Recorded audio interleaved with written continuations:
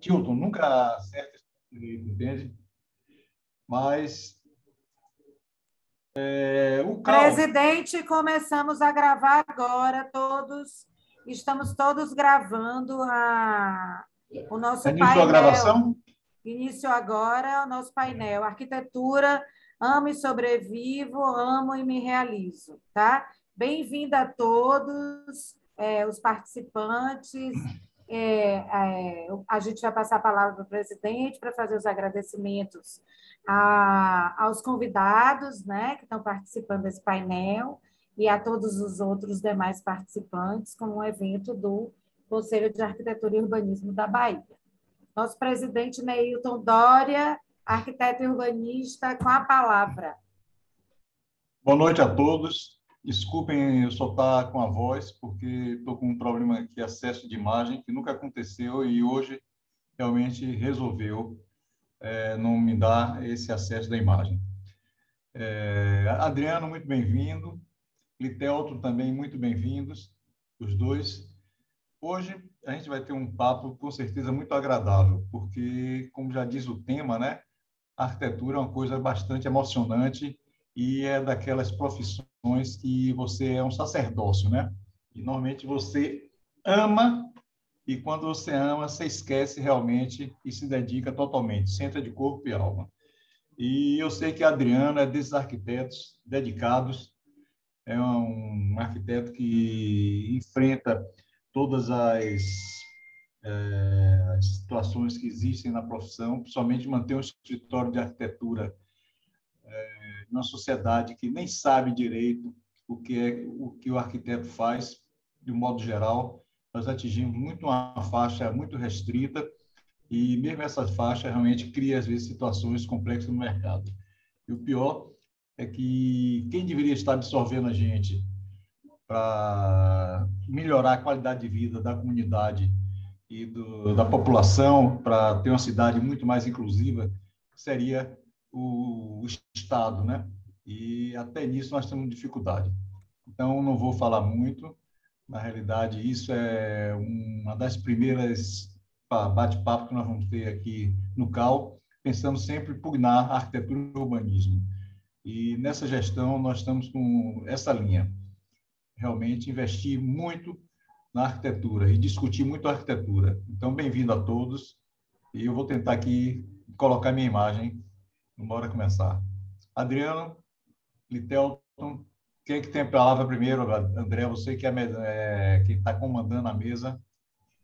Acho que Adriano, que é o dono da casa também, né? Arquiteto e urbanista, se entregar para a Litelto, a gente vai entrar em uma crise. Então, institucional, dono da casa, bem-vindo.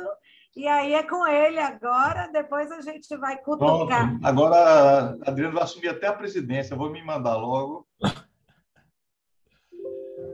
Bom, boa noite, gente. É uma grande satisfação estar aqui para dividir um pouco da nossa experiência. O que eu vou trazer aqui, antes de qualquer ilação teórica, é um testemunho da minha trajetória e, através dessa experiência construída aí nos últimos 22 anos de formado, né? Eu já trabalhava um pouco antes disso, ou seja, já devo ter mais de 25 anos aí militando, né, nessa profissão. Eu acho que é onde eu posso contribuir melhor para o debate. Com certeza o Litelto vai trazer uma abordagem um pouco mais baseada em algumas questões teóricas, enfim, de abordagem mais sistemática, mas creio que minha participação vai mais nesse sentido. Eu estou ainda sem entender o formato aqui, que a gente vai procurar conversar, procurar expor as ideias. Eu acho que eu poderia fazer uma breve apresentação minha para aqueles que não me conhecem. Eu sou formado na UFBA, em arquitetura, no ano de 99, e de lá para cá, na minha trajetória, eu enfrentei diversas situações distintas, começando como funcionário de escritório, né, depois ingressando numa empresa multinacional, depois sendo sócio minoritário, trabalhei como autônomo um curto período nesse início, e até chegar no ano de 2008 a constituir o meu próprio escritório, que era um desejo antigo e que se consolidou aí, portanto, há 13, 14 anos atrás, mais ou menos. Eu venho de uma família acadêmica e faço questão de dizer isso para que a gente contextualize nessa trajetória minha dentro de um cenário onde eu nunca vivi uma situação de trabalho junto à iniciativa privada, como exemplo de meus pais, né? Meu pai, na verdade, ele era engenheiro e fez alguns projetos, evidentemente, para a iniciativa privada, mas ele era essencialmente professor, assim como minha mãe, os dois da UFBA. E eu digo isso também porque, na minha cabeça, a minha vida profissional se iniciaria através de um curso de mestrado, que eu acabei nunca fazendo, ainda que eu tenha ingressado no mestrado da UFBA, lá pelos idos de 2005, e o turbilhão do escritório me impediu de concluí-lo. Então, o meu tino para manter uma empresa de pé, eu diria que era meu maior temor, justamente por essa inabilidade transmitida pelos meus pais, pelos exemplos que eu tinha dentro de casa. Então, acredito que tudo que eu me esforcei na carreira com muito mais afinco foi para tentar assim, preencher uma lacuna que eu acho que eu trazia de berço e depois de formação, já que na faculdade de arquitetura a gente não tem nenhum tipo de formação, tem uma disciplina de prática profissional da minha época, que com grande esforço de professores como Guivaldo, que é um grande profissional, a gente tinha acesso a algumas premissas de como constituir uma vida profissional, mas isso ainda longe, né, de ser um ensinamento consolidado, vou chamar assim.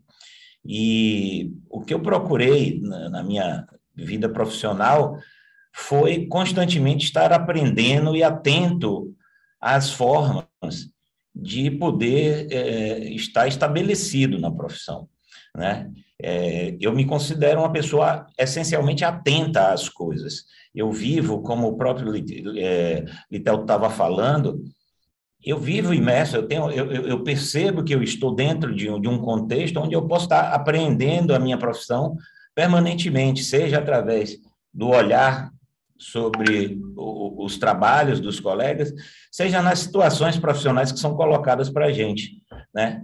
Então, essa questão que a educação hoje perpassa de um grande questionamento acerca da formação, e me refiro à forma como a gente está formando as crianças para serem os profissionais do futuro, eu acho que essa é a grande questão. Por quê? Porque temas como poder de negociação, empatia, persuasão, argumentação, né? Seja capacidade de ter tolerância, né? Todas essas questões subjetivas que não são formalmente ensinadas, eu acho que essas são questões que se colocam para o futuro e para o atual momento presente já como grandes diferenciais dos profissionais e percebo que eu, de alguma forma, tento ficar atento a essa capacidade nossa de lidar com situações subjetivas que não são formalmente ensinadas.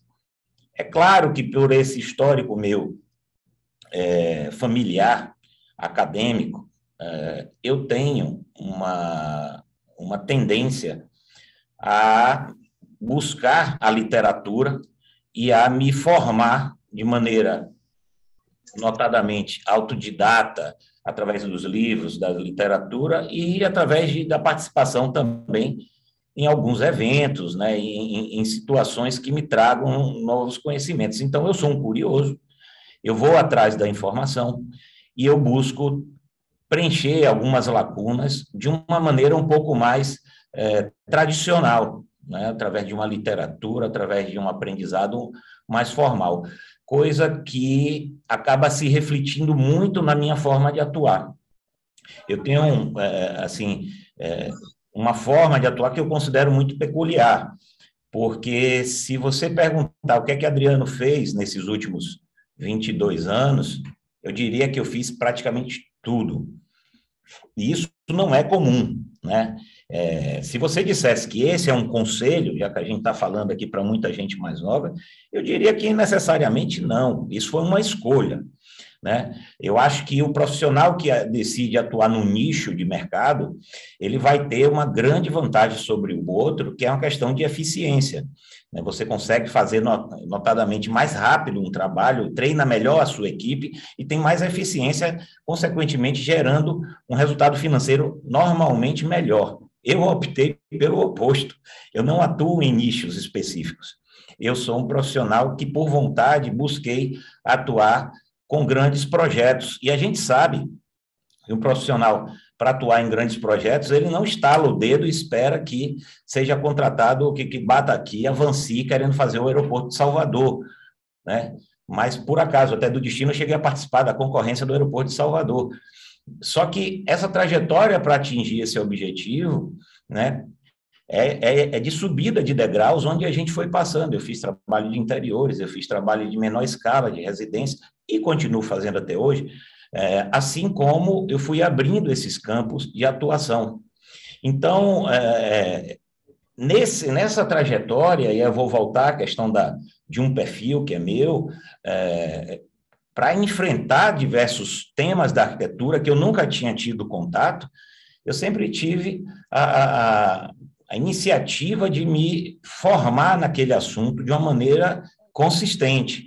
Então, o meu trabalho não é empírico, não é um trabalho de tentativa e erro apenas. Hoje, a gente tem uma fartura de informações absurda disponível ao nosso alcance, e eu vou dar um exemplo mais recente, por exemplo, do nosso escritório, que até há uns 4 anos atrás, possivelmente, eu nunca tinha enfrentado o tema da arquitetura da saúde, que é um pouco de tabu no nosso segmento, porque ele enfrenta uma quantidade de legislação muito grande, de fato é necessário. Então, existe e o hospital é tido, por exemplo, como o tema mais complexo da arquitetura, junto com o aeroporto, né? São 2 temas bastante complexos. E, nesse momento, a gente se encontra à frente do trabalho do novo Hospital Aliança, um projeto de 70 mil metros quadrados, e isso, num prazo de 4 anos, foi suficiente, a gente alcançou isso através de um esforço pessoal nosso, da equipe toda aqui, de se formar num assunto que é um tabu. E isso foi através de literatura internacional, né? Existem livros hoje que você pode comprar com um celular aqui na mão. Então, esse perfil, né, de preencher essas lacunas permanentemente através de uma curiosidade estabelecida, né, na minha forma de ser, eu acho que isso é uma das formas que nos levou a ter essa capacidade de hoje estar estabelecido. Hoje eu reconheço que a gente tem um escritório estabelecido, né, está aí à frente de diversos projetos importantes para a cidade, enfim, seja na área pública, na área privada, e essa questão de abrir nichos, eu diria que a gente pode desenvolver ela num segundo tempo aqui, para eu também não estender muito minha fala, já que eu acho que é bastante interessante entender que foi a partir de um contexto de crise também que eu me reinventei recentemente, né? Se a gente pensar que o Brasil, na década de 10, ou seja, 2010, 2020, vai ter crescido 0%, ou melhor, não cresceu, né? Porque a década de 80, que era tida como uma década perdida na economia, ela foi uma década, se eu não me engano, de crescimento de 2%. A década de 10 agora, de 2010 a 2020, ela vai ser uma década de 0 ou um pequeno percentual negativo, não tenho exatamente esse dado. O que significa que a gente pegou esses últimos 10 anos de um desafio profissional imenso para a área da construção civil, porque a construção civil depende de crescimento, ninguém constrói para diminuir, para retroagir ou para encolher, né? Então, foi nesse cenário que eu tive também que pôr à prova uma resiliência profissional, uma capacidade de me reposicionar, de criar outras formas de atuação, e eu acho que isso daí dá um pano interessante para uma segunda explanação minha aqui. Então, em linhas gerais, eu fui me estabelecendo a partir de uma trajetória bastante diversa, onde, por fim, eu queria deixar o meu testemunho de que, ao longo desses últimos 15 anos, que é a partir de quando eu começo a ingressar no mercado mais formal, eu fiz diversas renúncias também, né? Eu, como mencionei, eu era funcionário de uma empresa multinacional de engenharia, de iluminação, fazia projeto, era projetista de iluminação de monumentos pelo Brasil todo, uma multinacional que me dava carteira assinada, que me dava um salário acima da média do mercado, e eu simplesmente pedi demissão. Assim como eu, depois de estabelecido num escritório de grande porte da cidade de Salvador, e que tinha um momento de crescimento muito grande, eu também pedi para deixar a sociedade e partir para a aventura do meu próprio escritório, e estudo em busca de uma palavra chamada sonho. Não via como me realizar se não fosse através da conquista e da realização do meu sonho pessoal, que se estabeleceu a partir da constituição do meu escritório. Enfim, como o Neilton já falou, e vou agradecer ao convite dele, ao convite do Cal, por estar presente aqui, acho que não o fiz de maneira correta no início da fala. Essas são breves palavras aí, e o assunto é muito instigante, espero que a gente possa, enfim, estar juntos aqui, dividindo um pouco dessa experiência. Presidente, posso fazer umas considerações sobre essa organização, que eu também acabei me passando no início, desculpe, né?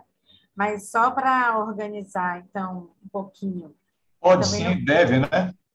Não precisa ser tão organizado, mas é só um pouquinho, porque aqui a gente vai falar de amor. Eu acho que amor não cabe tanta organização, mas, enfim.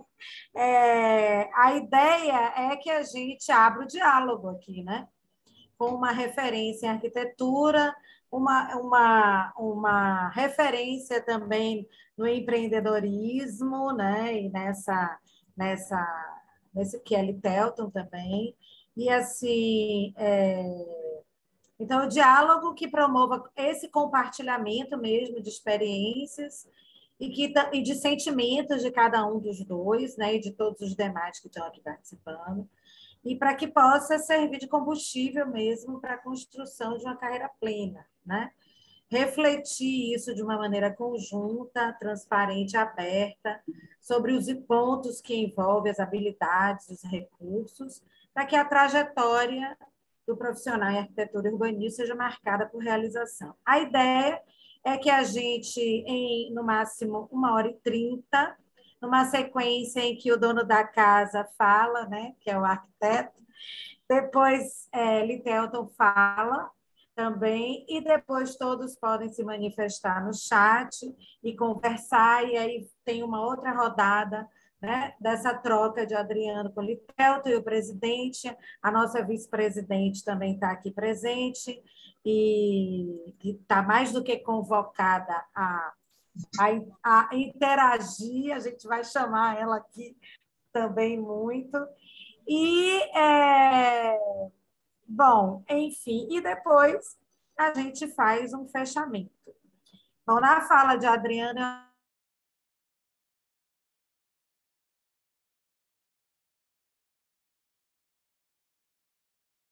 é uma pessoa atenta, né? Pense aí, o empreendedor naturalmente tem que estar altamente atento, né?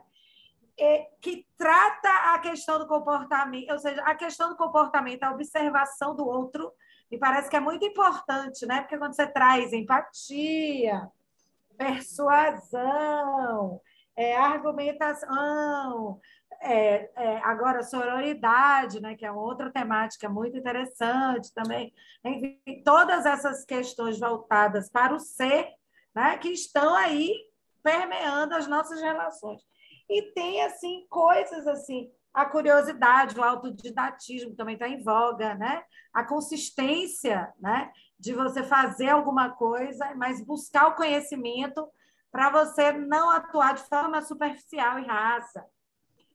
E tem umas coisas assim, o conquistar um sonho, e depois eu vou fazer uma pergunta assim, no final, assim, o que é fazer também praticamente tudo? Porque eu fiz praticamente tudo, mas eu também não agora não. É só para cutucar.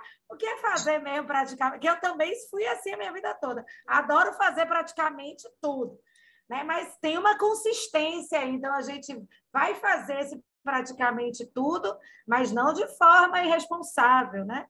E a gente tem uma consistência, uma busca de um conhecimento que, para você transitar transversalmente e de maneira multifacetada, né, você tem que ter consistência. Então eu não vou tomar mais, é só para a gente brincar um pouco. E agora é você, Litel, estou cutucando essa galera. Antes de você, Neilton, quer falar alguma coisa? Denise, para a gente seguir nesse segundo momento de fala.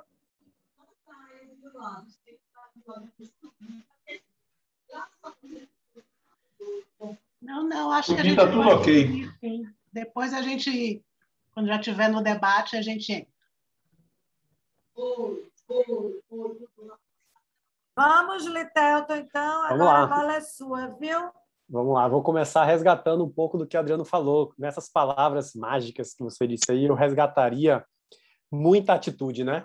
Pessoa que tem coragem de pedir demissão de uma multinacional com salário acima da média, depois uma sociedade para ir em busca desse sonho, dessa realização, que eu acho que é o que a gente está tratando nesse tema de hoje, né? De realização, acho que a atitude foi a palavra que mais me marcou aqui com a fala dele. Então, assim, meu nome é Litelton, acreditem, esse é meu nome de verdade, tá? Não é apelido, é nome mesmo, gente. Não pode fazer bullying comigo, não. Mas eu sou administrador e apaixonado, assim como vocês são por arquitetura, eu sou apaixonado por empreendedorismo. Eu sou administrador com especialização em empreendedorismo e marketing. E hoje, o meu negócio todo, ele foi forjado, e eu tenho essa alegria de dizer assim, muito a partir de um convite do Cal, né? O Cal me convidou um dia para fazer uma palestra lá nos arquitetos, e desse dia para cá a minha carreira mudou, porque eu voltei toda ela para ajudar o arquiteto, o designer, o engenheiro, né? Tá todo mundo mais ou menos assim com o mesmo tipo de necessidade, com uma missão especial. Algo me incomodava naquele momento que eu fiz a minha primeira palestra, e era por que alguns daqueles profissionais, tendo estudado 5 anos, tendo se dedicado uma vida inteira, às vezes não conseguia viver plenamente da profissão que tinha escolhido. E aí vem os 2 temas principais ao meu modo de ver. Amo e sobrevivo, ou amo e me realizo? Então, o que seria para mim, ao meu modo de ver, amo arquitetura e sobrevivo? É basicamente você não conseguir chegar no estágio que o Adriano chegou, de realizar o seu sonho próprio, de ter isso é o sonho de cada um, tá, gente? Não existe nenhuma obrigatoriedade de você ter um escritório ou não ter. Isso é do indivíduo, sabe? A minha grande questão eu não posso abrir mão desse sonho. Eu tenho que buscar, como o Adriano falou, os elementos técnicos, os elementos didáticos necessários para eu ir em busca de. Eu não admito, assim, na minha vida, assim, eu também tive essa coragem que o Adriano teve, né? Eu trabalhei para várias empresas, grandes empresas, Federação das Indústrias, e há 15 anos, 10 anos, um pouco mais, eu também tive a coragem de pedir demissão de um salário muito bom em busca de ter a minha própria empresa, sabe? Só que a diferença de mim, Adriano, e de vocês que estão chegando, eu vi que tem muita gente chegando agora, é que a gente não tinha essa quantidade enorme de informação sobre como empreender, como negociar, como vender, como se mostrar, como se vender. A gente não tinha, a gente era restrito. A gente, para ir numa palestra, tinha que esperar alguém vir de outro estado para cá fazer uma palestra, ou a gente as palestras lotavam rapidamente. Tá? Então, quando eu falo em sobrevivo, é um profissional que ele sabe, eu costumo dizer que ele vende o almoço para pagar o jantar. O que é isso? Será que você consegue tirar o mínimo do seu do piso que o conselho regulamenta? E eu vou dizer a vocês, hoje eu digo assim, eu gerencio, entre aspas, a carreira de quase 300 arquitetos por esse país inteiro. E não é... E a Adriana disse assim, André disse assim, Litelton pode chocar um pouquinho aqui, mas eu preciso trazer a realidade para vocês, e Adriano e os demais aqui podem concordar ou não. Mas tem uma grande quantidade de pessoas que sequer tira R$5.000 por mês. E isso a gente precisa colocar aqui no amo ou sobrevivo. Porque com um filho, com R$5.000, você não consegue mais viver. Sinceramente, você sobrevive. Agora, o que eu faço para me realizar? Aí vem a questão que eu bato e discuto muito com o André em várias discussões que a gente tem lá, que eu acho que é o papel do empreendedorismo. Não tem nada errado você ser funcionário, você está realizado sendo funcionário. Eu acredito que as pessoas se realizem muito, muito com isso, mas tem que ser a sua forma de realização. Eu peguei aqui vários, por isso que eu perguntei, se tudo der certo, eu quero abrir meu escritório, quero construir a minha carreira, quero ter meu próprio escritório, trabalhar em um escritório para ganhar experiência. Se ele está dizendo que quer trabalhar no escritório para ganhar experiência, ele quer montar o dele depois. Agora, qual é a grande questão? O que a gente está fazendo para isso acontecer? Que tipo de conteúdo, além do conteúdo técnico que a gente teve na faculdade, a gente está buscando nesse momento? E aí, eu não estou aqui julgando se a grade é falha, se não é, mas as universidades nossas não preparam, não estou falando de arquiteto, estou falando de qualquer formação. Não prepara para você ser dono de um consultório médico. Não prepara para você ser dono de um consultório de psicologia, de odontologia ou qualquer outro. Ele prepara você tecnicamente. Agora, será que o Adriano é mais realizado hoje ou quando ele era funcionário de um escritório? O que vocês acham? Agora, sem sombra de dúvida, quando ele diz assim, eu interpretei de uma forma, quando ele diz, tem que fazer muitas coisas. Muitas coisas, eu entendi que ele quis dizer que ele faz vários segmentos diferentes. Mas também fazer muitas coisas significa dizer que hoje o mercado exige um perfil diferente. Além de arquiteto, lamento, tá? Que não concorda, é só olhar. Você vai ter que ser o seu marqueteiro. Você vai ter que ser o seu vendedor. Você vai ter que ser o seu cobrador. Então, só para fechar aqui, para não me estender, pense que qual é a grande questão, na minha opinião? O arquiteto ele se vê muito mais como um profissional liberal do que como um negócio. Olha só para justificar isso. Qualquer negócio que você pensar, qualquer empreendimento, ele tem 3 bases. Quais são as 3 bases? Você tem a base gerencial, a base técnica e a base empreendedora. É o tripé. Pensa num tripé. Levanta a mão para mim aí. Quem passa mais de 90% do tempo projetando? Não vai aparecer porque está todo mundo com câmera fechada. Mas eu vou dizer para vocês, a maioria aqui passa mais de 90%, 80% do tempo projetando. Se você é o operário da sua fábrica, quem é o estrategista? Quem é que pensa seu negócio? Quem é que pensa o crescimento do escritório? Quem é que pensa qual é a estratégia para ter o escritório? Quem que pensa qual é a estratégia de comunicação, a estratégia de divulgação? Se você passa 90% do seu tempo projetando. Então, a sacada, ao meu modo de ver, é você conseguir equilibrar o projetar com o gerenciar, porque o gerenciar significa gerenciar processos e pessoas, e você empreender, ter uma mente empreendedora capaz de se relacionar com o mercado e comunicar o valor que você tem. Se eu pedisse para levantar a mão aqui, quem cobra o valor que merece? Ninguém ou pouca gente levantaria a mão. Aí eu vou dizer, vocês vão culpar o mercado. Vocês vão culpar o mercado. E mais cedo, antes de começar aqui com a Ana Paula, eu mostrei para ela assim, um WhatsApp que uma aluna minha mandou. Imagina, gente, eu quero que vocês entendam uma coisa. Ela, há um mês, eu perguntei assim, quanto era a média de projeto que você fechava? R$ 1.800. Está aqui no meu WhatsApp. Eu fiz, e depois de um mês, agora? Fechei um ontem de 6.000 e uma semana passada de 10.000. Então, o que faltava nela? Faltava conhecimentos, habilidades e atitudes para fazer o que ela ama de uma forma satisfatória. E não estou falando satisfatório apenas do ponto de vista financeiro. Estou falando do ponto de vista de reconhecimento. Estou falando do ponto de vista de valorização no mercado.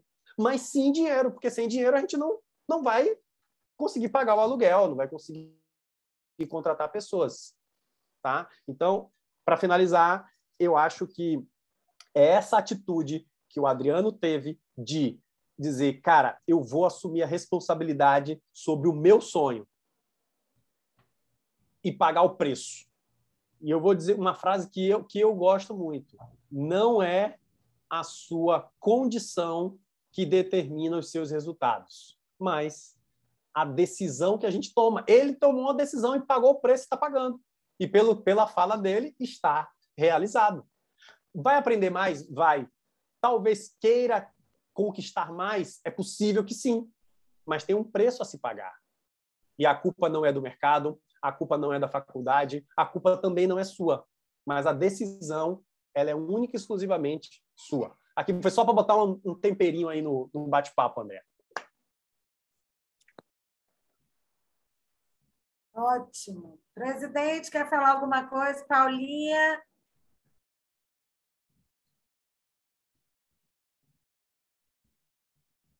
Está fechado seu vice-presidente. Paulinha, cadê você? Quando o que Litelto colocou aí, é uma coisa bastante interessante e que Adriano pode realmente confirmar isso, e eu também confirmo muito isso, né? Quando eu me formei, já tem bastante tempo, tinha um grande escritório aqui na Bahia, eram 3 profissionais, e virava assim até um pouco de piada no escritório, né? Porque o pessoal comentava que o escritório funcionava assim. Tinha um arquiteto que era o criador, então ele era o cara altamente criativo, ele elaborava tudo. Quando ele terminava de criar, ele passava para o outro sócio dele, que era o cara da produção, né? Era o cara que tocava a prancheta, né? E tinha um terceiro que o pessoal até brincava, sacaneava, dizendo que o cara tinha alergia a grafite, porque naquele tempo era grafite, né? Porque o cara não sentava na prancheta nem para fazer nada, ele ficava só em jantares, circulando, entende? Vendendo no escritório, né? E realmente é uma coisa que, em termos de empresarial, funciona muito bem, o que na realidade eu não tenho nem Adriano, porque realmente a gente tem que Matar o leão. ir para o gol, apitar, entende? E isso realmente é um problema muito grande que você coloca, então. Se você fica o tempo todo na prancheta, você não tem tempo, né? Então, a gente tem que circular, tem que projetar, ao mesmo tempo você está na obra, né? Então, se você tiver uma estrutura empresarial dessa que tinha na década de 80, esse escritório, eu acho que é o caso, assim, perfeito, né? E ele realmente, esse escritório tinha uma produção muito grande exatamente por causa disso, né? E o pessoal que saía da escola não entendia isso, né? E fazia até de um modo assim, que é como se fosse uma coisa de pior escala, né? O que não é na realidade, né? Então, essa parte de empreendedor. E hoje, eu fui de uma geração, Adriano talvez intermediária, né? Que a gente realmente ficava no escritório e o pessoal procurava a gente muito, né? E de um tempo para cá, a quantidade de arquitetos que tem no mercado, por exemplo, quando nós assumimos o CAL, nós tínhamos, parece, 6.000, né? Em menos de 6 meses depois, já está 7.000 e poucos arquitetos na Bahia, né? Então, a escala é assim, não é nem geométrica, é exponencial. Então, aquele período que você tinha uma escola de arquitetura na Bahia, hoje nós temos 46 escolas na Bahia, né? 30 e poucos funcionando, e isso realmente é um reflexo muito grande no mercado. Isso é só para... Eu queria... É isso aí, Nilton. Eu queria dizer em relação a essa questão do empreendedorismo, ela é um certo tabu numa profissão que foi forjada à luz do grande artista, né? A gente tem alguns exemplos clássicos que permeiam o nosso imaginário, como era o próprio Oscar Niemeyer, que enquanto eu estava me formando, o Neilton também pegou muito isso. Enquanto ele era vivo, toda a fala de Oscar era com flip chart, um pincel atômico, fazendo croquis maravilhosos, como se aquele puro gesto do croquis encerrasse a atividade do gênio criador, né? E eu acho que algumas coisas nesse sentido que permeiam o imaginário do arquiteto são muito danosos a uma formação mais consciente da realidade da profissão, né? Não que a gente tenha que abdicar, e eu adoro meu caderno de croquis não está aqui não, eu ia puxar aqui, mas eu adoro fazer croquis, é parte do meu processo de trabalho, mas ele deve representar 1% do meu tempo, né? Eu transpiro muito, né? Usando aquela máxima, eu transpiro muito em vez de só inspirar. Então, eu acho que a cultura, o arquiteto é um artista, eu acredito na arquitetura como uma expressão de arte, sim, mas acho que ela não é só isso.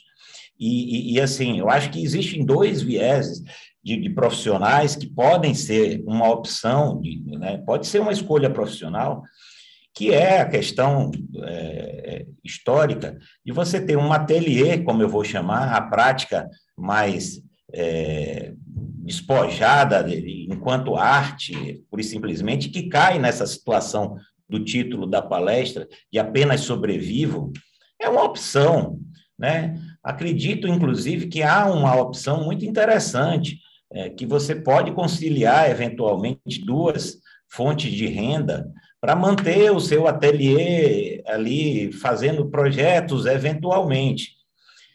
Essa não foi a minha escolha profissional. Eu optei por viver exclusivamente da arquitetura, e, enquanto tal, eu não vejo como a opção do ateliê, dessa coisa mais informal, sem muita atenção às coisas mundanas, dos impostos, dos tributos, da divulgação, não vejo como ele se manter, né? Acho que a profissão está alicerçada no escritório da arquitetura, na prática dentro do escritório de arquitetura.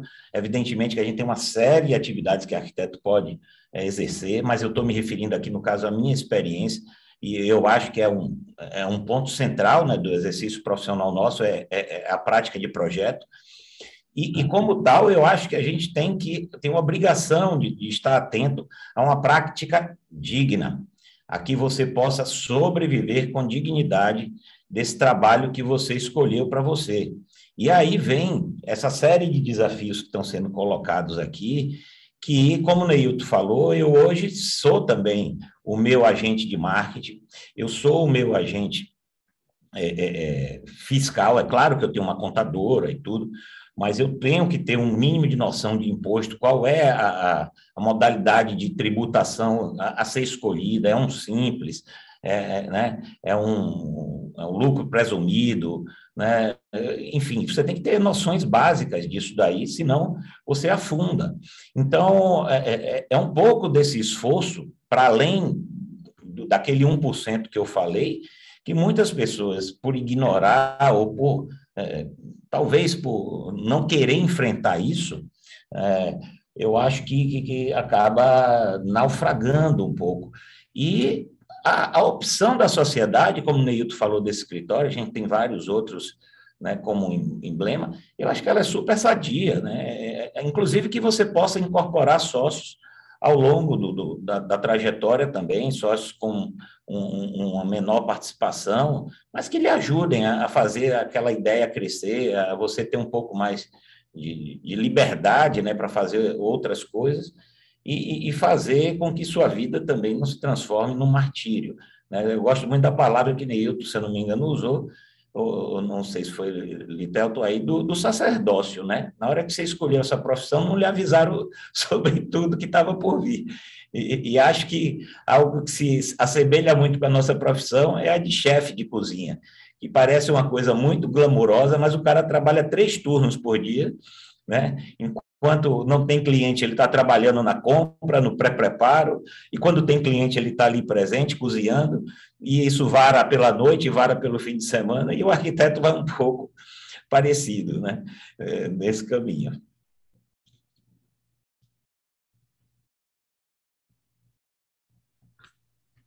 Denise, você queria falar? Eu só vou comentar aqui a Nathalie, falou que a arquitetura, eu costumo dizer que é multidisciplinar, logo temos vários nichos de atuação e por isso é uma profissão tão cativante. É uma profissão que nos permite ir para várias áreas. A cada projeto faço isso que a Adriano falou. Paro, estudo, reviso normas, depois desenho. E ela conclui, quem não é visto não é lembrado. E ela diz, perfeito, Adriana. Agora essa sua última fala, Nathalie. E... Eu queria completar aqui, que eu estava vendo uma anotação minha aqui, André, que foi uma menção sua, a que você queria entender aquele fazer tudo. Eu perguntei, o que é fazer praticamente tudo? Não é tudo, não. É praticamente tudo. Então, a gente tem duas conotações aí, mas eu me referi a uma delas. O fazer praticamente tudo pode ser em relação à gestão do escritório, que eu acabo, de fato, fazendo, como eu acabei de mencionar, né? A gente faz de tudo um pouco, evidentemente, e parênteses aqui que eu vou fazer, eu acho que a nossa profissão, ela é recente de uma certa capacidade de ser remunerada para que isso não acontecesse, né? Se você pegar as antigas, eu vou falar antiga porque para mim é um mercado que também foi todo transformado recentemente, as antigas agências de publicidade, que é um segmento da área de criação, você tinha uma segmentação muito clara dentro das agências, o criador, a criação, o atendimento, a mídia, né? Tudo ali muito segmentado. Eu acredito que você consegue atingir isso, normalmente, quando você tem uma capacidade financeira de remunerar pessoas de nível parecido, né, de capacidade parecida, coisa que os escritórios de arquitetura sentem uma dificuldade muito grande para haver essa especialização do ponto de vista das atividades dentro do escritório. É claro que quando a sua estrutura cresce, você acaba fazendo isso muito no setor de produção, né? A trabalhar, dividir uma equipe ali entre pessoas que trabalham com empreendimentos, com aspectos de legislação mais profundos, outros com detalhamento, outros com interiores, mas do ponto de vista da gestão, a gente vê um escritório que tem um administrador, que tem uma pessoa do marketing, que tem um financeiro, que tem essa equipe administrativa toda. Eu realmente não conhecia esse escritório que tenha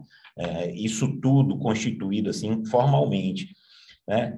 Mas eu me referi, André, à questão do programa arquitetônico mesmo. Eu topei na minha vida com diversos programas, e eu acho que o meu caso recente mais emblemático, para dar um exemplo muito ilustrativo, né, dessa que vai...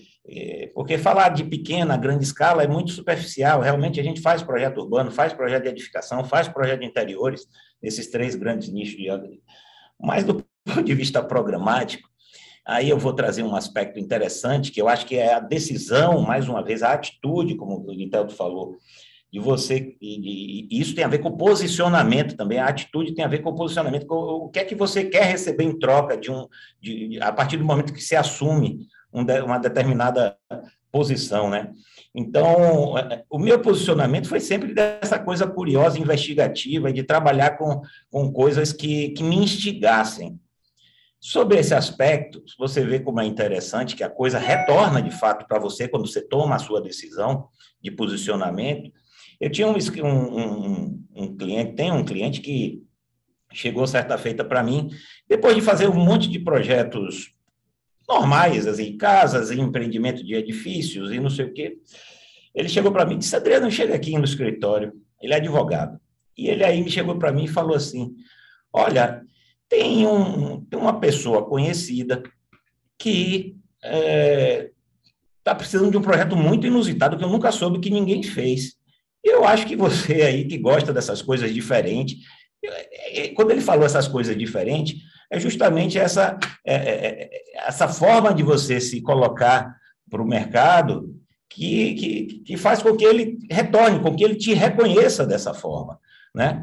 Então, o que é que ele estava me colocando? A possibilidade de desenhar um terreiro de candomblé naquele momento, através de um contato de uma terceira pessoa que ele ouviu falar, enfim, não era exatamente ele, mas era uma conexão que ele estava fazendo ali.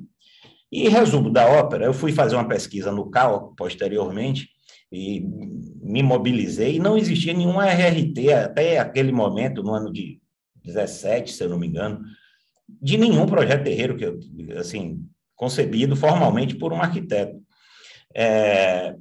E esse exemplo é muito contundente de quão abrangente foi e tem sido a minha atuação e a decisão de não me enquadrar num perfil especificamente de nicho. Tenho muitos choros a dividir com vocês aqui sobre essa minha opção, mas tenho muitas alegrias também. E para finalizar sobre esse assunto ainda do terreiro, foi simplesmente esse projeto que me levou a ser convidado a falar na Universidade de Harvard recentemente, em 2019. Veja você o quão inusitado é a nossa vida, né? Eu sempre esperei que uma viagem a uma universidade dessa importância fosse para falar de alguns projetos que eu considerava mais emblemáticos dentro do meu portfólio, mas foi justamente de uma coisa sui generis que me possibilitou ter uma experiência riquíssima no exterior, né? Dentre outras coisas que a gente já viveu, essa foi uma experiência bem interessante. Então, André, assim, é nesse sentido, né, de ter constituído um acervo e uma trajetória muito particular, e a minha alegria é justamente de que a minha vida profissional ela não é uma vida de repetição de fórmulas prontas ou de receitas já pré-estabelecidas, né? Essa coisa da pesquisa e da curiosidade, eu acho que é a coisa que mais é um dos pilares, né, que me mantém vivo, animado com a profissão que escolhi. Perfeitamente. Gostei muito do inusitado. Não me não me enquadrar. Isso né, Litelton, né, presidente, Denise? Não me enquadrar é uma expressão maravilhosa. Mas eu queria lhe fazer uma pergunta antes de passar um pouquinho para o presidente, a vice-presidente. Sua mente é resistente? Nem um pouco. Você me pegou um pouco de surpresa com sua pergunta. É uma pergunta bem Marília Gabriela, capciosa, assim, muito profunda. Eu agora senti a sua veia psicanalítica aí. Aquele que já foi um pouco analisado. Mais ou menos por aí. Não, eu não sou resistente. Eu acho que eu tenho se eu posso falar de alguma característica, eu sou uma pessoa muito flexível, tolerante, certo?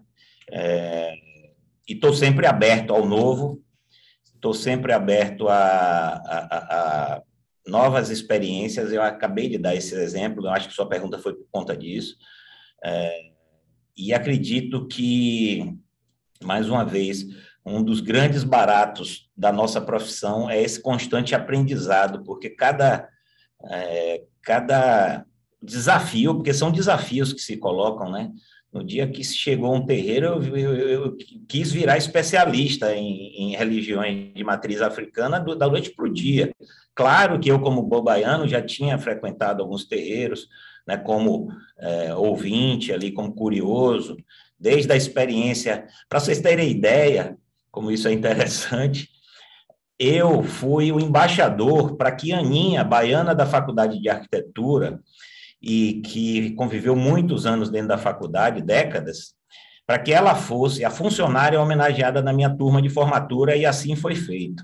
A Aninha sentou na mesa da reitoria, na minha turma, como funcionária homenageada, ainda que ela não fosse formalmente uma funcionária constituída, e a Aninha era mãe de santo.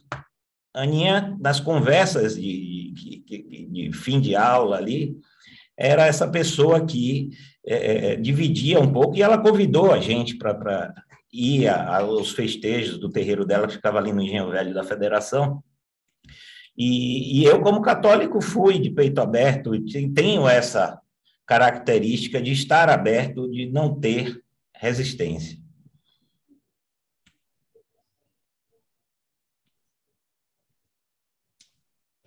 Denise, presidente, querem falar, Denise, por favor?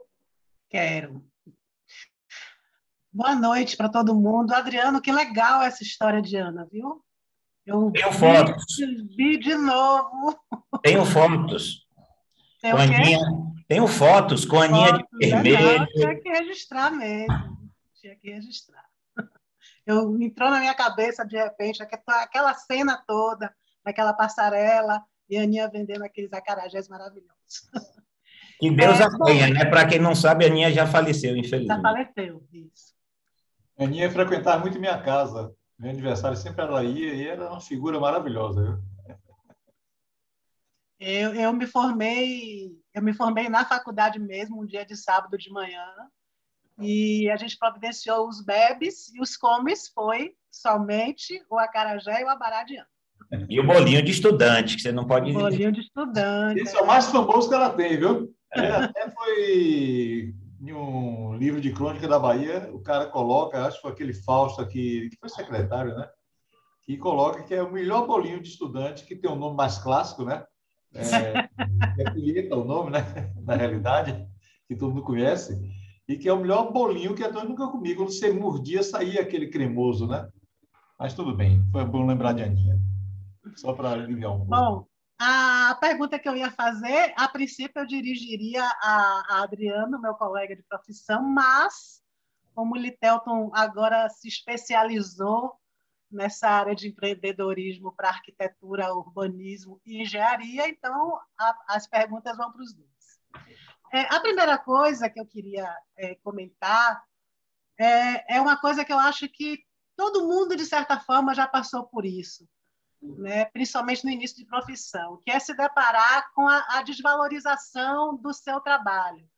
É tipo assim, é um pedaço de papel, né? Tinha, eu acho que ainda tem essa coisa. Uma coisa é eu ver o meu escritório pronto, né? A obra, o material empregado, mas outra coisa é um pedaço de papel, né? Então, eu acho que todo mundo já se deparou com essa visão totalmente equivocada, né? Como se você pudesse construir alguma coisa sem ter antes um projeto bem feito, bem embasado e tal. E aí, André e Neilton, talvez coubesse aí a terceira opção do título, né, desse bate-papo. Ou eu amo e nem sobrevivo, né? Nem consigo sobreviver. E a segunda coisa, a gente tem assistido a uma certa...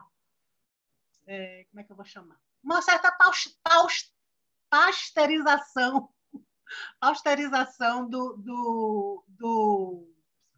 dos projetos, né? Eu, particularmente, que trabalho com licenciamento, então, a impressão que eu tenho é que eu já vi essa planta, entendeu? Porque é uma coisa assim, meio que repetitiva, aquela coisa padronizada e tal. E, de uns tempos para cá, com o avanço das redes sociais, a gente tem visto também aqueles projetos express, né? Que você me contrata hoje, em 48 horas eu te entrego o seu projeto e tal.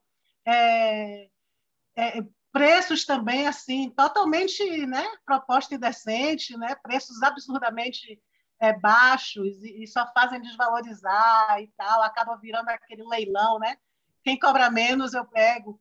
E eu queria saber a opinião de vocês sobre isso. Sobre isso, é uma coisa bem recorrente, essa coisa de você pasteurizar mesmo. Eu não encontrei outro termo para isso. Aquele projeto carimbão que você muda um pouquinho aqui porque o seu terreno não é plano, é em declive, aí você muda um pouquinho aqui, mas mantém aquele partido, se é que a gente pode chamar assim. E também sobre essas novas modalidades aí, meio no mínimo, controversas, né? de oferta de projetos aí pela internet em tempo recorde e a preços super baixos. Bom, quem quer falar? Adriano, você que é o convidado. Denise, eu acho assim, você trata de duas questões aí, de três, na verdade, que é essa questão da desvalorização, que eu acho que está linkada aí com o preço baixo também, e depois dessa questão dos projetos de prateleira ali, né?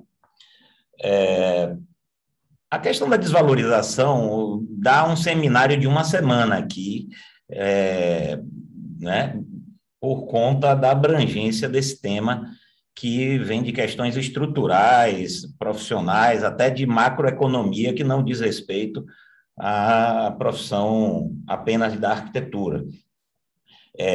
Eu quero tratar de um ponto só sobre essa questão, que eu acho que não dá para, realmente, no curto espaço que temos aqui, para tratar de todos, que é uma questão, mais uma vez, de posicionamento, né? E não quero aqui alardear uma forma de atuação que, muitas vezes, as pessoas não têm capacidade, não conseguem exercer da maneira que gostariam. Eu vou resumir a capacidade de dizer não de um profissional, certo? Porque todo desrespeito pode ser combatido a partir do momento que você diz não a ele, que você recusa esse desrespeito, né? Mas aí vem a questão central da nossa profissão. Quantas pessoas podem dizer não todas as vezes que elas gostariam, né? Essa é a grande questão, para mim, em relação à valorização profissional, porque a partir daí os abusos eles se multiplicam, né? A partir de um momento que o cliente lhe faz uma proposta indecorosa, não, faça um estudo de viabilidade aqui de um complexo de 100 mil metros de graça, eu vou ver se dá certo, se der certo você ganha, mas você não é meu sócio, você só ganha, né, se eu ganhar, e se eu perder, você já perdeu, porque você já gastou sua hora técnica, né? Então, propostas indecorosas como essa aqui são fartas, e vou te dar exemplos de outra, não, é só um rabisquinho, não, no computador você faz rápido, né?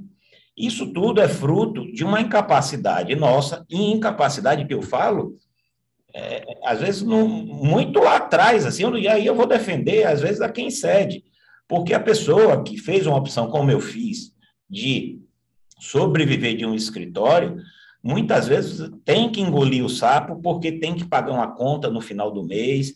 Eu me alio àqueles que têm essas dores mundanas e menos midiáticas, né? Porque ninguém conta isso nos seus stories, ninguém conta isso nas revistas. Adorei dores mundanas, viu, Adriano? Porque são dores que a academia não gosta de tratar, são dores que os grandes debates teóricos, evidentemente, não trazem, né?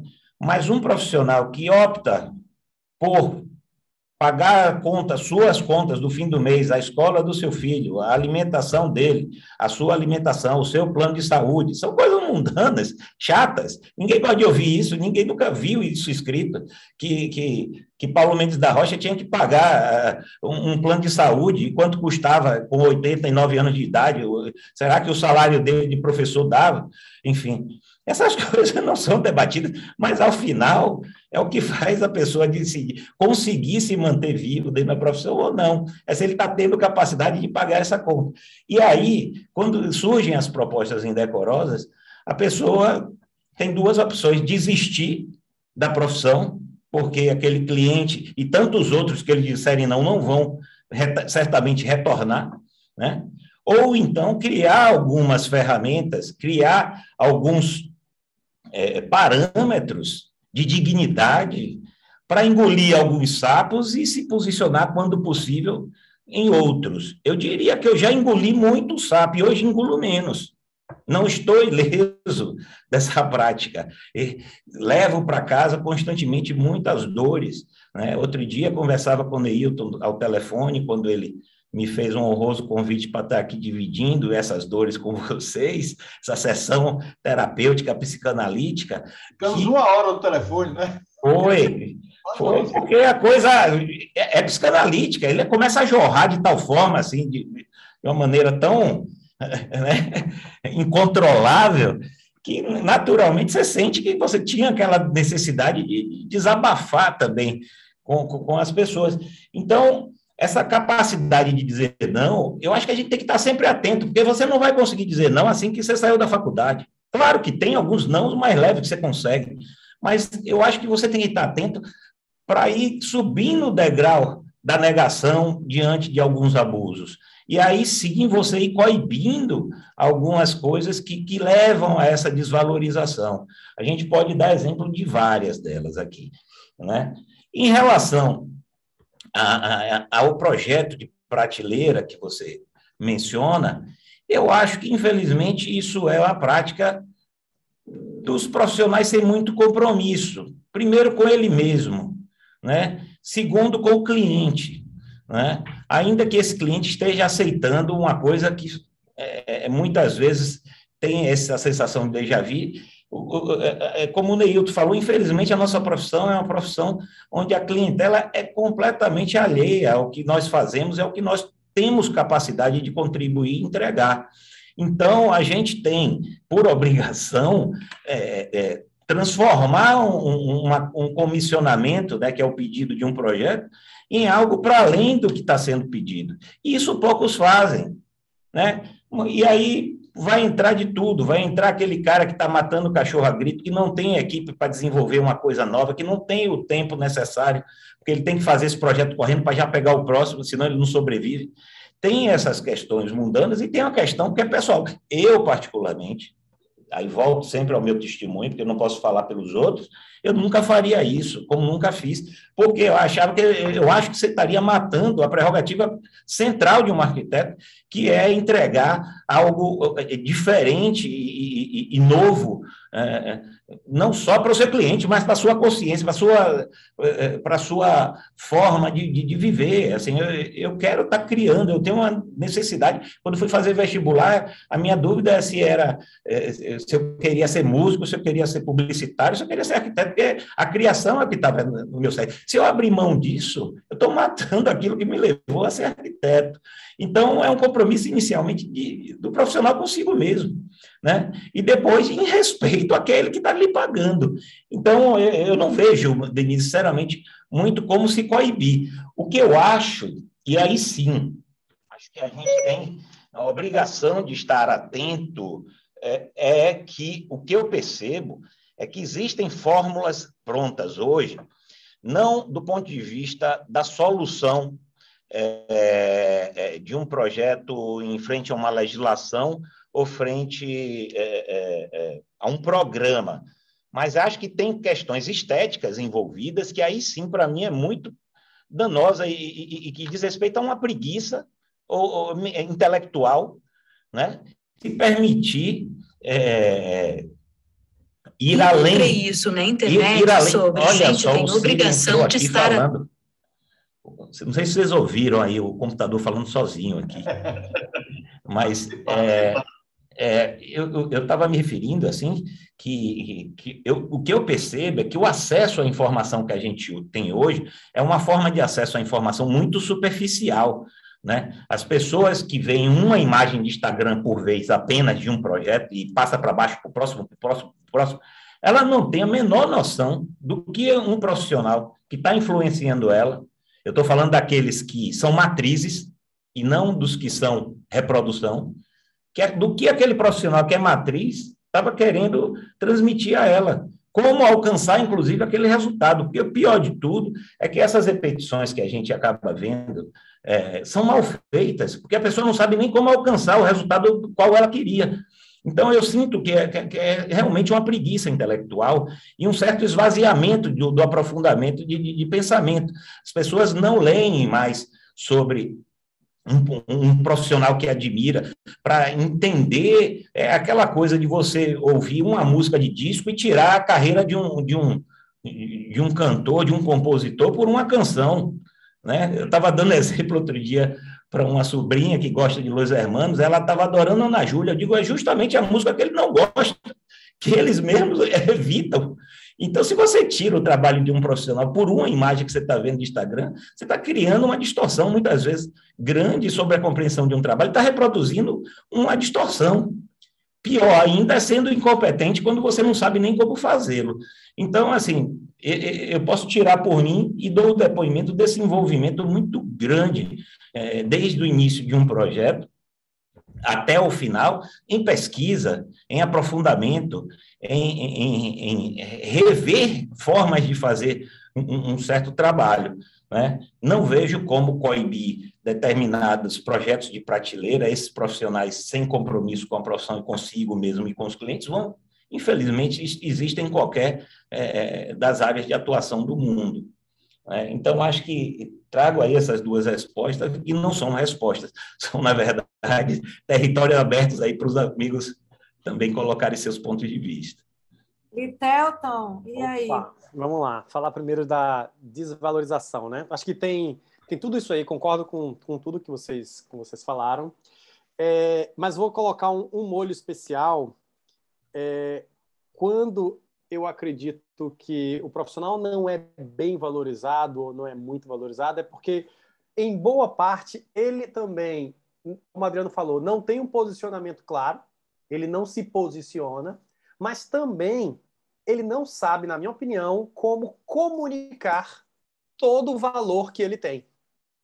Por que será que um iPhone, não sei se você já fez essa pesquisa, o custo de fabricação de um iPhone é menos de $100. Por que ele custa, sei lá, $1.000? Por que ele vale $1.000? Porque alguém soube vender esse aparelho aqui, comunicar os valores que esse aparelho tem. Então, voltar àquele ponto, a gente termina não sabendo comunicar muito bem os nossos valores. Quando eu falo valores, é a percepção de valor, tá? Não é o preço. A gente não sabe se posicionar, a gente não sabe apresentar o nosso projeto de tal maneira que as pessoas percebam que não é só um rabisquinho, que não é só um desenho. Porque se você pegar... E isso vai diretamente ligado à nossa pirâmide, pensa numa pirâmide da nossa classe social. Quem está no topo da pirâmide entende o valor do que é um projeto de arquitetura. Quem está um pouquinho abaixo entende razoavelmente. Mas quem está na base da pirâmide, não digo dizer na base, o Brasil é um país muito pobre, termina não sendo a arquitetura não sendo acessível para a grande maioria dos brasileiros por questões econômicas. Mas muitas vezes a culpa não é dele de não entender que a gente não faz um rabisquinho. A culpa é nossa que não estamos comunicando da forma eficiente. Eu sempre parto do princípio, e a comunicação parte desse princípio, e a Ana Paula como especialista, a responsabilidade da compreensão é do emissor. Se a outra pessoa não está reconhecendo o valor do meu trabalho, a minha pergunta para vocês é, eu estou comunicando valor no meu trabalho? Eu estou fazendo exatamente a minha parte? Claro que parece simples fazer isso, mas não é. Tem uma estratégia, tem um nicho de mercado, como o Adriano falou, tem que saber exatamente qual é a comunicação que vai atingir o seu público-alvo, que não é todo mundo e que não pode ser todo mundo. E aí, quando eu pego meus alunos, eles falam assim, quem é que você quer atender? Eu quero atender classe A. Por quê? Porque classe A faz tudo o que eu quero. Faz o projeto sem economia. Primeiro que é um leve engano. Isso é uma falácia. Tá? Gente, e segundo, classe A no Brasil, sabe o que é isso? 3% da população brasileira. 3%. Você pega a pirâmide do IBGE, 3% da população brasileira recebe mais de R$20 mil. Então, quando você olha para o meio da pirâmide, tem uma quantidade enorme de pessoas que ainda não teve acesso à arquitetura, mas que ainda não foi educada para ter acesso à arquitetura. E o papel da educação é nosso. A minha pergunta para você é, como você está contribuindo para educar o seu público-alvo, para educar o seu seguidor? Vou fazer uma pergunta assim, bem simples. Todo mundo aqui tem Instagram. Quem já postou assim na vida assim, como contratar um arquiteto? Ou como se desenvolve um projeto de arquitetura? Ou o que você recebe num projeto de arquitetura? A gente às vezes não entende que a gente está vendendo o intangível. A gente está vendendo uma ideia. Olha o que vocês estão vendendo. Vocês Vocês estão vendendo uma ideia que está somente na sua cabeça e você quer que ele coloque na sua mão 25 mil reais. Só isso que você quer. Ou seja, você está vendendo, entre aspas, no primeiro contato, fumaça. Algo que... Ou seja, o que você está vendendo? Confiança. A grande questão é como eu estou comunicando para gerar mais confiança no meu cliente. E ele perceber que em mim ele pode confiar, que em mim ele vai ter um trabalho diferenciado. E eu estou mostrando para ele como é que esse trabalho se desenvolve. A gente não faz isso. Eu pego aqui o Instagram de vocês, corro aqui e não tem um vídeo, por exemplo, de vocês, diz assim, ó, gente, deixa eu explicar para vocês como é o processo de construção de um projeto. Não tem. Eu rolo aqui e desafio qualquer um. Tá? Não tem. Como que se contrata um arquiteto? Qual é o benefício de se contratar um arquiteto? Quais os riscos de não se contratar um arquiteto? Eu corro o feed de vocês aqui e não encontro um documento que a gente eduque o nosso cliente. Tá? E aí eu vou para pasteurização, que eu não vou defender, em hipótese alguma. Não vou defender. Mas se você pegar público-alvo, só analisa sobre a perspectiva do... Eu não estou defendendo aqui cópia, não estou defendendo aqui vender barato, eu não estou defendendo nada disso, tá? Mas eu quero dizer a vocês o seguinte, se eu tenho no Brasil uma grande quantidade de pessoas sem acesso ao projeto de arquitetura, você concorda comigo que essa pessoa não tem dinheiro para ter um projeto único? Para ter um projeto único, que eu quero dizer não é a palavra, é um projeto, sabe, onde você vai dedicar personalizado ou hiper customizado, ele não vai ter.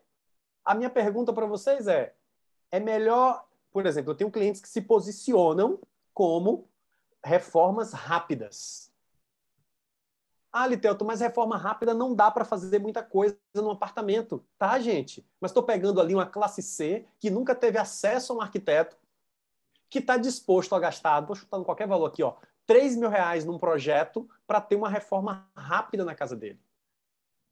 E ser beneficiado com tudo que a arquitetura pode trazer de vantagem, de valor para a vida dele. Então a gente tem que analisar também, e não estou aqui defendendo vender projeto barato, nem estou defendendo vender projeto pasteurizado. Eu estou dizendo que, de acordo com o público-alvo, eu posso me adequar e entregar um produto muito personalizado ou pouco personalizado, a depender do que ele pode, de fato, e tem disponibilidade de pagar. Agora, qual é a sacada? Se ele fez uma vez o apartamento dele, daqui a 3 anos, ou quando ele mudar, ele vai querer um outro projeto. Talvez no nível maior, subindo a escadinha, como a gente estava falando, no nível mais detalhado, no nível mais personalizado. Então, eu também não defendo esses projetos que você compra aí em Mercado Livre, né, que você compra lá o projeto, é uma loucura aquele negócio lá. Eu não consigo nem entender como é que alguém se sujeita a comprar aquele tipo de coisa. Mas que é só refletir sobre essa questão. A valorização está muito relacionado à nossa postura, também à nossa postura. Por isso que eu defendo. Imagina que todos os arquitetos soubessem precificar da forma correta, soubessem comunicar da forma correta. Talvez a gente não tivesse essa guerra tão grande. E aí eu queria só fazer um parêntese com relação ao que a Adriana falou, de viver plenamente. Eu peguei uma matéria recentemente em uma revista, de acordo com a revista, os dados eram do CAL. Mais de 50% dos arquitetos atualmente precisam de uma complementação de renda. E aí a matéria dizia, a complementação de renda era um segundo emprego, auxílio dos pais e auxílio dos cônjuges. A minha pergunta para vocês estudaram para isso? Não. A gente estudou 5 anos, vocês estudaram 5 anos para viver plenamente dessa profissão. A minha pergunta é aquela lá do início lá. O que é que a gente está fazendo para conseguir demonstrar todo esse valor que a gente tem? Que um trabalho de arquitetura exige e precisa ser bem comunicado. Então, acho que é um pouquinho sobre isso. A gente sempre vai ter, em qualquer profissão, você vai ter os profissionais que sabem se se posicionar e se vender bem, e vai ter os que não sabem. Mas o mercado vai regulando um pouquinho disso. A grande questão é que a maioria vive do marketing de esperança. Sabe como é marketing de esperança? Senta e espera a indicação. Senta e espera a indicação. Ou faz uma postagenzinha ou outra no Instagram e fica esperando o cliente chegar. Não é mais suficiente, gente. O mercado profissionalizou cada vez mais. O artista, como o presidente falou, ele na época, ele podia se dar o luxo de ficar esperando e o cliente chegar. Hoje, nenhuma profissão, nenhum negócio. Pense em uma loja. Você tem uma loja no shopping. Se você abrir a porta e cruzar os braços esperando o cliente chegar, não vai vender, não vai sobreviver. Então, eu acho que o mercado exige uma nova postura de um profissional que sabe se comunicar, que sabe se vender, que sabe se valorizar, que sabe comunicar o seu valor. E esse é o desafio que vocês estão enfrentando nesse momento. Tá? Dando um exemplo bem claro, assim, ó. Só para exemplificar, e eu gosto de trazer exemplo claro para mostrar para vocês que tudo é possível quando a gente, de fato, toma uma decisão. Tem depois você pode olhar no meu Instagram lá. Tem um arquiteto que, 6 meses atrás, na verdade agora estamos no mês 8, né? 8 meses. 8 meses atrás me procurou, Litelton. E ele já estava bem posicionado, tá? Escritório, tudo, não passo de 15 mil, não passo de 15 mil. Ó, inclusive tem uma colega de vocês aqui que conhece essa pessoa que eu vou falar, mas não vou dar o nome. Não passo de 15 mil, não passo de 15 mil. O que explica em 8 meses, 15 mil por mês, em 8 meses ele bater 94 mil no mês? É saber projetar? Não, porque isso ele já sabia fazer. Mas qual era a estratégia? Qual era o mercado? Qual era a forma de comunicação? Qual era o valor que ele estava comunicando? Gente, será que muda a vida de uma pessoa sair de 15 mil para 94 mil por mês? Tá lá, o depoimento tá lá no meu Instagram. Tá? Aí, ó, Lissa já coloquei aqui, ó, 6 meses, porque é amigo dela. Tá? Então, gente, é isso que eu acho que a gente que o mercado exige. Uma nova postura de dizer o seguinte: cara, aprendi tudo sobre projetar. Vocês já aprenderam, vocês já sabem. Alguns aqui ainda vão precisar lapidar no estágio, vão precisar pegar um pouquinho mais de experiência, mas e o outro lado? E o outro lado? No dia que vocês entenderem, que é o que eu defendo, que vocês deixam de ser profissionais liberais e passam a pensar e agir como empresa, e Lissa aqui, a Lissa está aqui, ela foi minha mentoranda também, tá? Então, assim, é possível, gente, é possível. Agora vai ter que se preparar um pouquinho nesse lado empreendedor. Espero que... Tem que ralar. Bom, deixa eu fazer só a leitura dos comentários aqui do chat. Isabela disse: incrível, logo depois na sequência das falas. Paulo Vitor, uma pergunta para Adriano. E como lidar com o sucesso? Porque isso traz muitas críticas ao trabalho também, né? Ele está afirmando, perguntando como lida com esse sucesso e lida com essas críticas, né? Porque na hora que você vira, pelo menos é que eu estou entendendo, né, Litelton?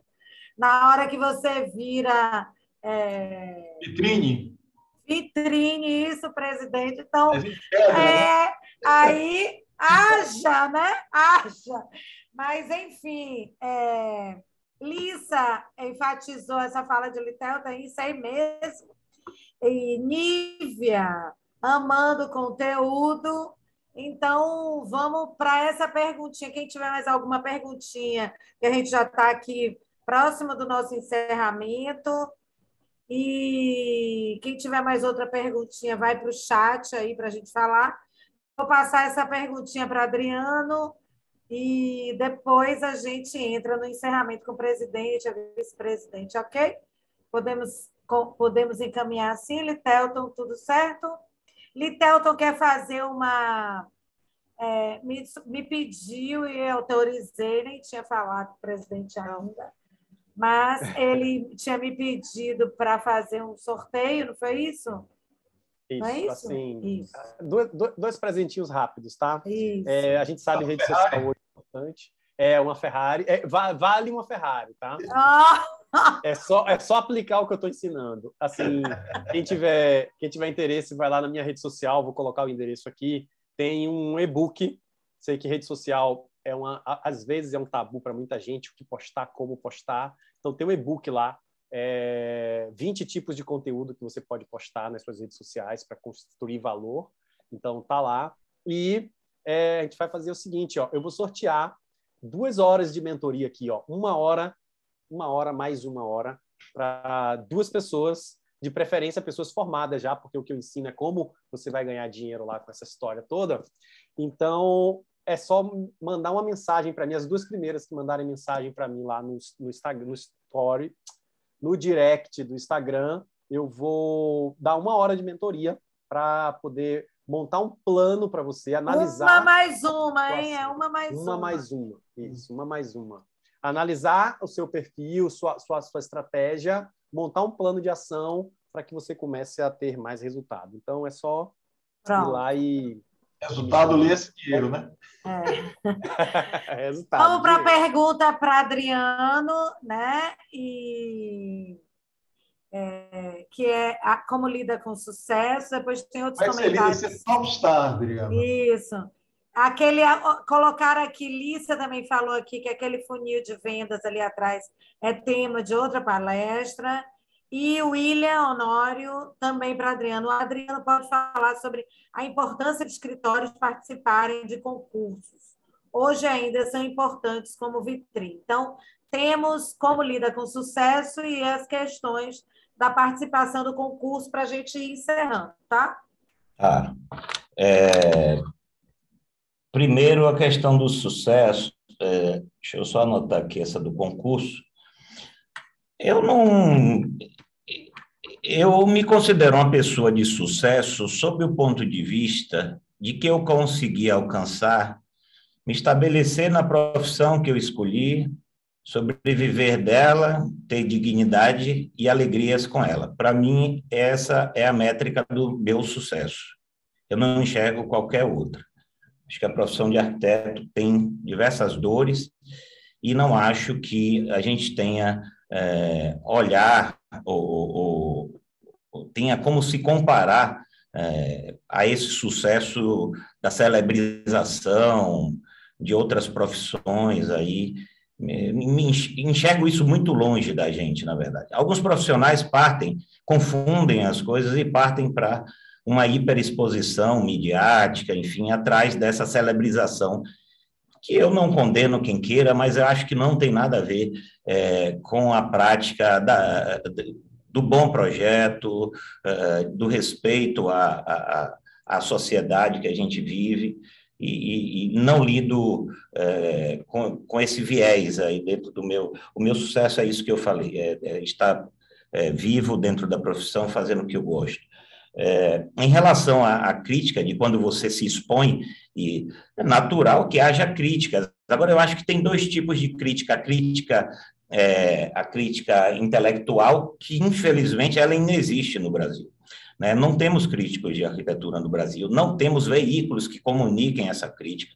Existem pequenos sites e blogs que tentam exercer essa crítica, mas é uma coisa que, infelizmente, não alcança uma audiência que gere o debate, porque a crítica intelectual a que eu me refiro, ela é importante por gerar o debate, né? A nossa profissão é subjetiva demais para achar que existe o certo e o errado. Não existe o certo e o errado na arquitetura, né? Existe o bom e o ruim, eu acredito, né? Então, essa crítica, a gente está alijado delas, né? A crítica de comentários, essa, infelizmente, eu não posso estar pensando nela, porque senão a gente deixa de trabalhar e vale a opinião de qualquer um que ele possa se expressar, contanto que seja respeitosa, não entrando em questões pessoais. Eu acho que todo profissional que expõe o seu trabalho está sujeito a elas. E tem uma coisa que eu sou muito... Ainda hoje falava com um cliente construtor, de que eu sou muito atento a uma questão de batalhar até o fim para que o projeto saia bom no escritório, porque uma obra de arquitetura, depois de executada, ela não tem como ser remendada, né? Você não vai pegar um edifício e mudar a implantação dele porque você esqueceu que aqui, no inverno, o sol vai mais a norte, né? Então, enfim, são coisas que você tem que eu busco malhar até o fim de um projeto para que ele saia da melhor forma possível, porque um artefato arquitetônico é para durar 100 anos, é para durar 50 anos. Então, a besteira feita, a besteira posta para a eternidade. Não podemos errar dentro de uma profissão que vai perenizar algo a ser consumido por tanto tempo, né? Eu acho que a gente não tem esse direito.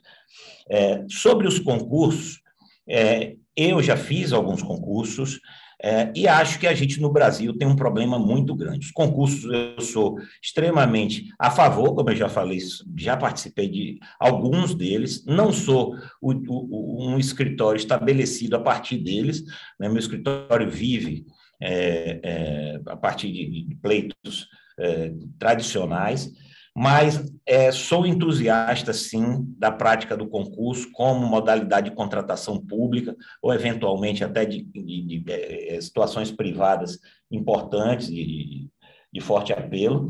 Mas a questão, para mim, central de concurso no Brasil é que, primeiro, não há uma frequência suficiente para você sobreviver deles, né? E não há uma cultura estabelecida que torne viável um escritório sobreviver a partir dele. Então, então, Adriana, por que você fez alguns concursos, tal? Porque eu acho que para o iniciante na profissão, ele é uma oportunidade a você ter um atalho para determinados projetos que normalmente demoram muito de chegar até você. Então, esse é um primeiro ponto de motivação.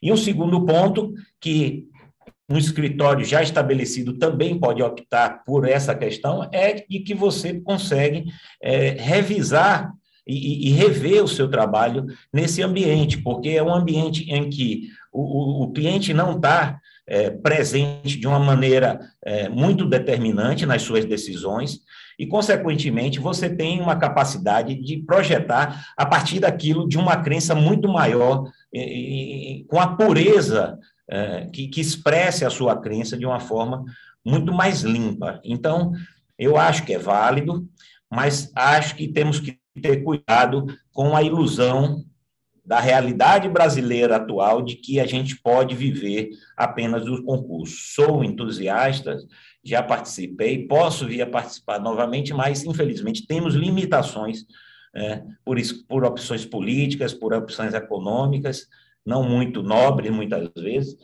de deixar o nosso país alijado dessa prática.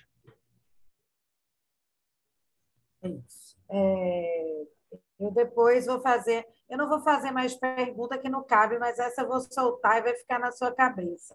Que é assim, com relação ao terreiro, que ficou aqui na minha cabeça, mas depois a gente conversa no outro momento, viu, minha gente? Que a gente vai precisar... Eu vou passar a palavra para o presidente, para a vice-presidente, para encerramentos e agradecimentos, né? Mas, Adriano, o que lhe toma, né? O que lhe toma, porque algo lhe tomou para fazer o terreiro, né? Então, assim, como arquiteto, diante daquele desafio, o desafio lhe tomou, o que é que lhe toma, né? O santo que baixou, né? O santo que baixou, mas baixou para querer muito fazer o projeto, sabe? Querer muito desafio assim da alma, né? Então a gente é tomada, eu sou advogada e eu sou tomada também. E enfim, mas presidente agora e a vice-presidente, primeira vice, depois o presidente para a gente fechar. Eu falar rapidamente sobre o dia de hoje, né? Hoje é o Dia Nacional do Patrimônio. E aí, nesses tempos tão sombrios que nós estamos vivendo, né, assistindo a tanto desmonte de tanta coisa, queria só fazer esse lembrete para a gente ficar atento, né, atento a esses absurdos todos que estão acontecendo, né, o que estão fazendo com o nosso patrimônio. Olha aí a polêmica do MEC. Do MEC, né, do Capanema lá. Então, queria só fazer esse lembrete para a gente ficar bem atento a essa questão e tantas outras que vêm nos afligindo nesses últimos anos. E agradecer a todo mundo pela presença, pela disponibilidade aí de Litelton e Adriano. Perfeito, Denise, perfeita. Ótima lembrança. Ótima, maravilhosa lembrança. Atento, é uma palavra mágica, né? Falamos muito isso aqui, atentos, né? Vamos, presidente, para os encerramentos. Tem um chat aqui rapidinho. A Rebeca Moura. Oi, sou estudante, queria uma dica de como lidar com as multitarefas do arquiteto e urbanista no dia a dia. Vejo a minha chefe diariamente ocupada com reuniões com clientes, lidar com lojas de decoração, móveis planejados, revestimentos, obras, materiais e ainda projetar para entrega de plantas. Quando penso no nível de responsabilidades, é muita coisa que o arquiteto atua e, como o Litelton falou, muitas vezes não valorizadas. Então, como lidar com tudo isso? Nívia, obrigada por essa conversa. Lícia, tem coisas que são difíceis de delegar mesmo, Rebeca. E esse corpo a corpo com os clientes é uma delas. Enfim, presidente, vamos para os nossos encerramentos. Adriana, deixa eu colocar uma coisa. Você fez um terreiro, né? E outro arquiteto que fez outro terreiro aqui na Bahia, se você não sabe, foi Marcelo Ferraz, né? Esteve comigo em Harvard e conversamos bastante. Só que a diferença é que eu fiz um terreiro do zero. Ele fez uma intervenção no Casa Branca. E outra coisa do terreiro que é bom dizer que você não projeta sozinho, né? Tem orientação dos santos também, né? Não pode escolher locais. Quem escolhe os locais, quem é? Isso eu não disse, né? Isso eu não disse. Exatamente. Eu também já fiz um, né? Então, na realidade, isso aí você pensa que quer ali, mas não, tem que ser ali. Exatamente. Coisas que o arquiteto não define, não. Existe um grupo, é bom que se diga para quem é interessado, existe um grupo de estudos na UFBA, o professor Fábio Velame é uma pessoa que puxa aí os estudos desse tema, né? E muita gente aí especializada. Eu não sou especialista e não vou virar especialista nisso, mas posso responder aí que, assim, já me intrometendo um pouquinho na fala de Neilton, só para responder Denise, ou André, que a motivação é do desafio, de uma provocação intelectual, e no caso de um terreiro, como baiano, como pessoa sensível aonde eu vivo, onde isso está em volta de mim, é algo que transcende, né, as nossas escolhas, enfim, tem algo de a mais aí, realmente, que eu prefiro, como incapaz, né, me recolher a minha insignificância e continuar curioso, continuar sendo provocado para ser feliz. Bem, para encerrar, quero agradecer a todo mundo, mas eu quero deixar algumas coisas aqui, algumas colocações, que eu vou tentar ser o mais rápido possível. Um é que eu acredito que a profissão de arquiteto é uma profissão muito genérica, né? Tem uma percepção, e isso não é de agora. Historicamente, a nossa formação é genérica e nosso pensar é abrangente. E o especialista em arquitetura, às vezes, eu digo que o especialista tem um problema, né? Que ele simplesmente, às vezes, fica muito conectado e que ele esquece de abrir a cabeça para absorver novas coisas. Então, ele fica muito centralizado. Então, a especialidade em arquitetura, eu acho que cria um grau de complexidade que não sei se é benéfico ou não. E, além do mais, eu acho que a profissão de arquiteto, nos últimos 50 anos, ficou muito desacreditada. E eu acredito muito mais por uma questão da formação, porque eu sempre me interessei muito pela prática do exercício profissional e pela formação. E, ultimamente, eu tenho me interessado muito mais pela formação. A parte de prática profissional é interessante, mas a formação nossa, eu acredito que nós estamos ainda formando o arquiteto do final do século passado. O arquiteto, eu diria, do final de 1890, que tem uma percepção de espacialidade, de tecnologias que não teve uma evolução. E as escolas de arquitetura, exatamente, elas pararam e elas se distanciam muito da sociedade, e principalmente a academia se distancia muito da sociedade e se distancia muito mais do pessoal egresso dela. Então, isso é uma coisa que eu acho que tem que ser repensada. Eu sou professor da escola, sou professor da Escola de Arquitetura e digo isso realmente que eu tenho muita divergência interna por causa disso, porque eu não vejo uma prática de abertura para discutir a formação nova, os currículos novos e toda a abrangência que a profissão de arquitetura está em uma constante mudança.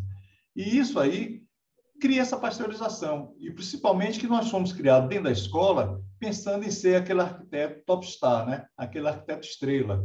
Enquanto a gente sabe que a população brasileira, 80%, 90% quase não tem acesso, 8,5% a 9% tem acesso a arquitetos e engenheiros. Tanto que hoje a luta nossa maior é pela TIS, exato, que vai dar uma abrangência muito grande à profissão de arquiteto. E claro que vai continuar existindo esse arquiteto do imaginário de todos os estudantes de arquitetura e todo recém-formado, né? De ser aquele arquiteto fazendo parte do top star. Mas eu acho que é muito mais importante você ser consciente que a arquitetura hoje é uma profissão muito mais social, de uma abrangência muito mais para a sociedade, e para isso nós precisamos, principalmente aqui o CAL, imagine, né? O CAL, nós estamos nessa direção de sim construir uma imagem do arquiteto perante a sociedade, porque eu acho que só a sociedade sendo cúmplice da gente, acreditando no que a gente é capaz de fazer, que a gente vai resgatar toda essa capacidade, não só de exercer a profissão com plenitude, mas também ter uma remuneração digna, que a gente sabe que cada dia que passa está tendo menos. E quanto ao problema da arquitetura pasteurizada, para mim é irreversível. É irreversível. Tem que ter outra visão completamente diferente. Eu coloco como antigamente, antes de Gutenberg, certo? Um livro era uma coisa assim que poucos teriam acesso, porque era uma coisa muito cara, que eram feitos nos mosteiros, pelos aqueles frades, né? E realmente, depois que Gutenberg inventou a imprensa, realmente o livro, durante esse período todo, de 1400 e pouco para cá, ele realmente virou uma coisa que, não no Brasil, que ainda paga muito caro de imposto, né? Mas, de modo geral, é bem mais barato do que seria há 500 anos atrás ou mais, né? Então, eu acho que vai continuar existindo, vai aumentar cada vez mais esses produtos que se chama de prateleira, mas que também são de internet. Você consegue comprar um projeto de R$600, paga em 12 vezes no cartão, mas eu acho que o nicho que nós temos de abordar é muito amplo e nós temos muito que lutar e para vencer. Eu acho que o caminho não é tão árduo, mas a gente precisa realmente ainda remar muito. E eu acho que esse bate-papo da gente, viu, André? Eu acho que abriu um leque muito grande, que eu acho que isso aqui a gente tem várias puxadinhas que a gente vai proporcionar esse diálogo daqui para frente bem mais com outros profissionais, com outras visões, tentando trazer o pessoal da academia para discutir com a gente também, outros tipos de escritórios, o pessoal do governo, porque até nisso que a arquitetura antigamente era uma coisa que representava um governo, representava uma passagem de alguém, nem isso hoje mais nós temos, né? Até a década de 70 você via a qualidade da arquitetura das escolas da Bahia públicas, eram arquiteturas magistrais. Hoje você vê, são simplesmente quadrados com buracos, com uma pastilhinha verde, azul e branca, sem a mínima qualidade de arquitetura. E claro que isso vem tudo que não são concursos, vem simplesmente um tipo de licitação, que é outra coisa que a gente está lutando muito. Bem, então vou parar por aqui, porque o leque é muito grande e a gente vai desenvolver isso durante vários outros bate-papos. Muito obrigado a todos. Adriano, realmente, estar com você é sempre bom. Ouvir você é um aprendizado. Cada vez que a gente conversa, eu aprendo mais com você, tenho certeza.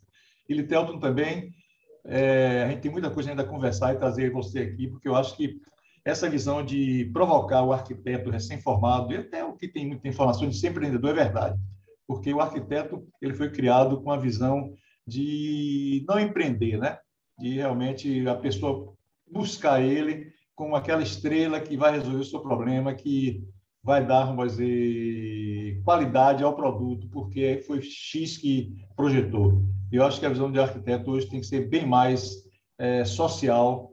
Claro que vai existir sempre, como você tem a loja C&A que vende massificado um tipo de produto, você tem o pessoal que vai comprar em Calvin Klein, na original, e paga fortunas. Em arquitetura, o caminho é esse, não temos como fugir disso. Muito obrigado a todos. Denise, não quer dizer mais alguma coisa, não, já que você colocou a situação tão boa hoje em termos do Dia do Patrimônio, né?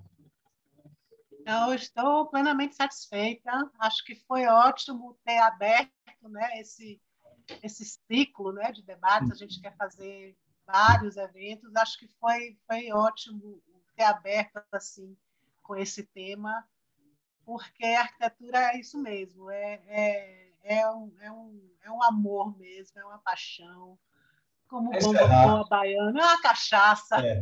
E para encerrar, eu vou deixar duas provocações aqui, viu, Litelton? Você que está aí, Adriano também. Em relação à profissão da gente. E são coisas que, às vezes, a pessoa está de longe e não vê. Agora, eu queria entender como é que, nesse país, um cara tipo Lelé, quem sabe a história de Lelé, que é realmente um arquiteto que todo mundo reverencia a nível internacional, mas você lendo a história dele, conversando com Lelé teve uma época da vida dele que ele, para sobreviver, ele foi trabalhar em obra, peão de obra. Ele descia em tubulão para contar ferro, imagine. E também outro ícone da arquitetura mundial, que é Paulo da Rocha. Paulo da Rocha passou a década de 80 quase sem projeto nenhum. Então, quando a gente vê uma coisa dessa, a gente fica triste, né? Mas, claro que você... Estou colocando isso para mostrar que a volta pode ser dada, entende? Mas isso que é uma questão da sociedade não entender muito bem o que é ser arquiteto. Só para provocar que vem outras coisas em relação a isso. Para encerrar, Natalia e vários outros que não dá agora para colocar o nome. Obrigada a todos por essa troca de conhecimento. Realmente a energia foi maravilhosa. Lelé, muito amor por ele, muito amor todos nós por Lelé, né? E obrigada a todos. Foi um ótimo evento. Acompanhe as redes sociais do Conselho de Arquitetura e Urbanismo da Bahia, porque no segundo semestre, de agora em diante, os alinhamentos todos feitos, a máquina começa a rodar, né, presidente? Né, vice-presidente? E aí a gente vai sair publicando muitas coisas pela frente, enquanto a gente está no híbrido, até a gente se ver presencialmente muito em breve. Numa sede nova, inclusive, se Deus quiser. Vamos embora, obrigada, Paulinha. Podemos encerrar. Paulinha não deixou entrar. Até a próxima. Tchau, pessoal. Tchau, viu? Obrigada. Encerramos aqui. Obrigado. Pessoal, obrigado. Boa noite, gente. Boa noite.